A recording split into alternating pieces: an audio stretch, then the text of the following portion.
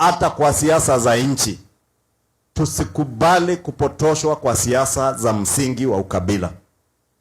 Mimi nimeona huko kwetu watu wamepotoshwa, wanajaribu kupotoshwa na siasa za ukabila. Lakini watu wamesema hii serikali ni sisi tulichagua, na hatuwezi kutoka kwa serikali tulichagua sababu mtu mmoja anatuchochea kwa siasa zilizo na msingi wa ukabila peke yake. Tunataka kusikia kila kiongozi sera zake, mpango wake wa kazi, mpango wa kubadili maisha yetu, lakini sio siasa za chuki na uchochezi wa ukabila. Nitawaomba hata nyinyi watu wa Kitui, msikubali, mutigetikire neguo,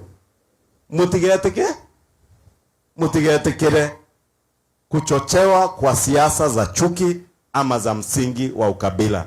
Tuungane sisi wote kama Wakenya, kama Wakristo, vile tumeungana hapa siku ya leo, tuje tuchangie kanisa ili tuweze kuendesha injili ya Bwana ambayo inatuambia mahala watu wawili ama watatu wanakusanyika, Mwenyezi Mungu ako hapo.